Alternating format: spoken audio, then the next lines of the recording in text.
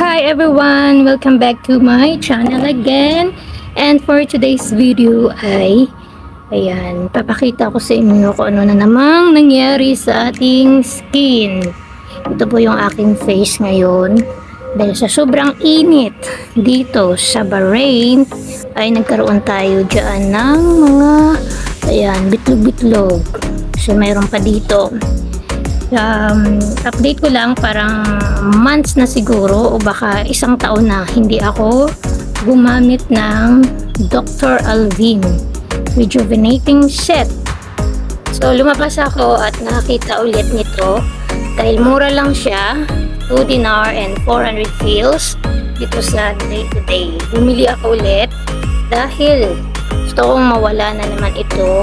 So ito-try natin kung makukuha. Ayan, dahil ito yung ginamit ko noon. Siguro nakatatlong box din tayo para matanggal yung mga acne scars dito sa bandang ilalim ng tenga ko hanggang dito at umabot na sa pisngi ko. So yun yung nakatanggal ng aking mga pekas din. Tapos may isa pa tayong cream na ginamit noon. So yan, naglighten na siya. Naglighten na. Ito dito banda, yan na lang. And dahil mainit ngayon, kaya siguro magkaroon tayo ng mga bitlog-bitlog na yan. And ako kasi hindi ko gustong maputing-maputi o mapulang-mapula. Parang kusino yung aking face. Kasi sinukuan ko na ang magpapaputi. Dahil sabi ko, pantay lang yung skin ko. Ayan. So yung skin ng aking braso at ng aking face, ganun lang talaga. Dahil tamad tayo mag-maintain. Kasi syempre gabi-gabi mo yan magpunas at mag-apply nito. Ayan. So ito yung kanyang toner. Same pa din. Ito yung kanyang rejuvenating cream. Sa gabi lang tayo mag-apply nito. At ito yung sunblock pang umaga. At yung sabon.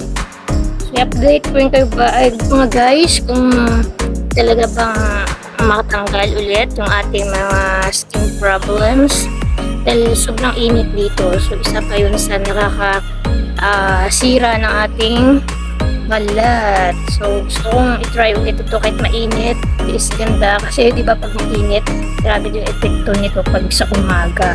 Sobrang init lalo na pag lumabas tayo. So dahil nakagamit naman ako nito noon ay hiyang naman yung skin natin. Mapdi lang sa una. Pero mag-a-adjust rin yung skin natin at mag-a-adapt din dahil nagamit ko nito noon. Yan lang guys. And kung may development at maganda yung resulta ay i-update ko kayo. Bye!